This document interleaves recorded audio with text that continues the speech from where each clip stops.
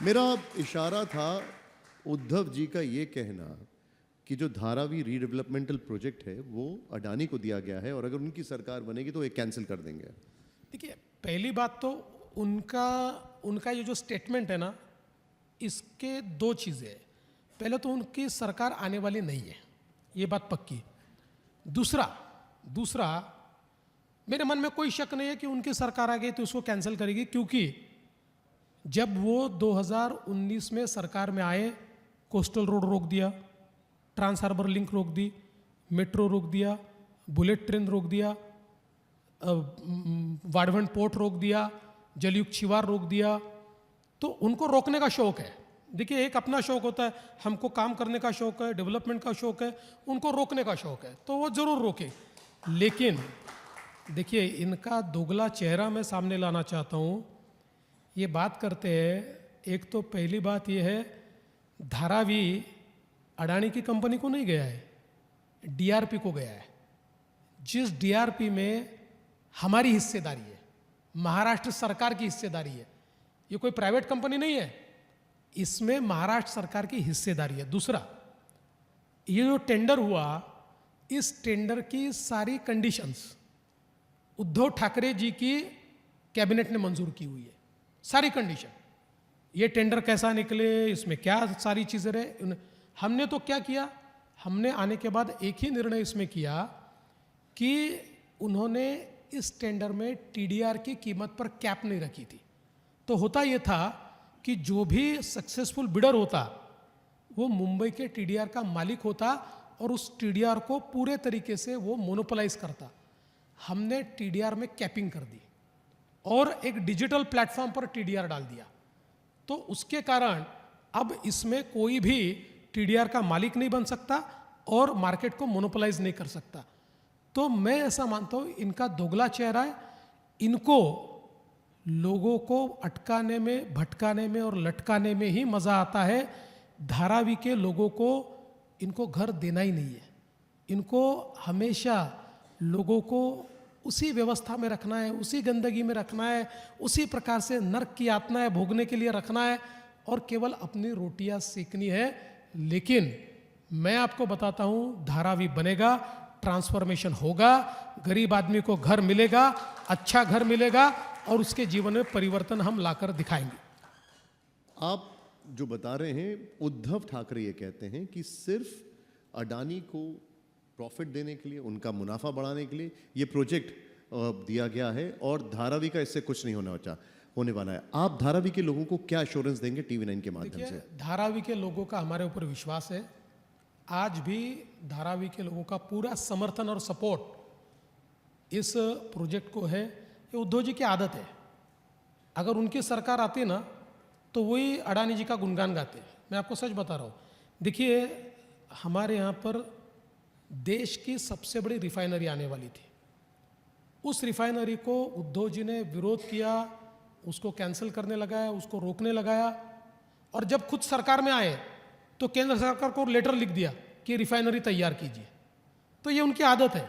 अगर वो सरकार में होते और धारावी का प्रोजेक्ट अगर अडानी के पास जाता या इस प्रकार से अगर उसमें सक्सेसफुल बिल्डर अडानी होता तो उनको कोई प्रॉब्लम नहीं था। क्या उनके काल में अडानी कंपनी ने कोई काम नहीं किया है महाराष्ट्र में? देख लीजिए कितने काम उनके कालों में मिले। तब तो चलते थे अडानी। अरे भाई, हमको क्या है, हमको अडानी रहे, ए रहे, बी रहे, सी रहे, जो सक्सेसफुल बिल्डर है उसको काम देना है। ये कहा जाता है आपकी तरफ से कि उद्धव ठाकरे ने अपने वैल्यूज और अपनी आइडियोलॉजी को कॉम्प्रोमाइज किया कांग्रेस के साथ जाकर, शरद पवार के साथ जाकर। वो कहते हैं कि अजीत पवार के साथ जाकर आपने भी अपने वैल्यूज और अपनी आइडियोलॉजी को कॉम्प्रोमाइज किया। देखिए, अजीत पवार हमारे साथ आने के बाद हम लोग हिंदू हृदय सम्राट शिवसेना प्रमुख बाला साहब ठाकरे को जनाब बाला साहब ठाकरे नहीं बोलते, लेकिन वो शरद पवार जी के साथ और कांग्रेस के साथ चले गए तो उन्होंने हिंदू हृदय सम्राट बोलना छोड़ दिया, जनाब बाला साहब ठाकरे बोलना चालू कर दिया, उर्दू में कैलेंडर छापना चालू कर दिया उन्होंने। आपने देखा होगा, बाकी तो छोड़ दीजिए जी, बाकी सब चल सकता है, लेकिन उनके कैंपेन में पाकिस्तान के झंडे दिखे।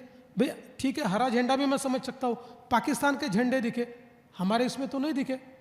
तो देखिए, कोई किसी के साथ जाए, सवाल ये होता है कौन किसके रंग में रंगता है।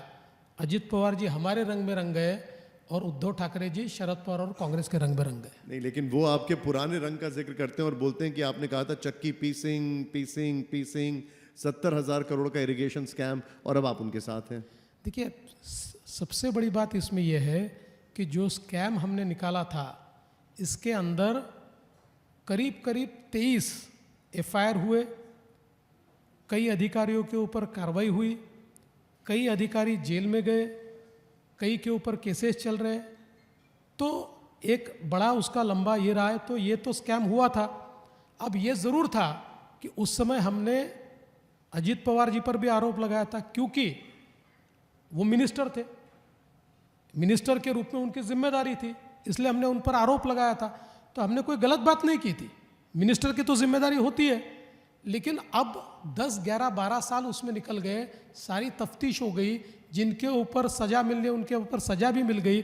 अब मैं तो ये समझ नहीं सकता हूँ कि 2.5 साल तो अजित दादा के साथ ये बैठे हुए थे गले में गला डाल के, अब उनसे दूर चले गए तो ये खफा हो गए और उनके ऊपर बोलना चालू हो गया। तो आप क्या अजीत दादा को ईमानदार नेता मानते हैं? देखिए, मैं कौन सर्टिफिकेट बांटने वाला हूँ? मेरे पास थोड़ी सर्टिफिकेट पड़े हुए, ये ईमानदार ये बेईमान, मेरे पास नहीं है। अच्छा, अब मैं बात करता हूँ एक डिपार्टमेंट की जिसको लेकर बहुत चिंता है, और वो है लॉ एंड ऑर्डर। जी। अभी बाबा सिद्दीकी जी हमने देखा क्या हुआ, उसके अलावा बदलापुर में हमने देखा क्या हुआ। अगर एनसीआरबी का डेटा देखें तो क्राइम अगेंस्ट विमेन में नंबर 2 पर यूपी के बाद। क्या ये सारी चीज़ें आपको लगता नहीं है ये सारी चीज़ें सॉर्ट करना बहुत ज़रूरी है, खासकर तब जब एक बहुत बड़ा महिला वोट बैंक आपकी तरफ देख रहा है और लोकसभा में उनकी वोटिंग कम हुई थी इस बार? देखिए, पहली बात तो यह है कि कोई भी घटना होती है तो वो सीरियस ही है, और ये स्टेट की जिम्मेदारी भी है कि ऐसी घटनाएं न हो, और अगर घटनाएं होती है तो उसमें न्याय मिले। लेकिन हर चीज़ स्टैटिस्टिक्स से अगर हम देखें तो उसका जवाब भी होता है, और इसलिए चूंकि आपने स्टैटिस्टिक्स की बात कही है तो मैं आपको कहना चाहता हूँ कि एनसीआरबी का डेटा ये पढ़ने की एक पद्धति है, और वो पद्धति क्या है?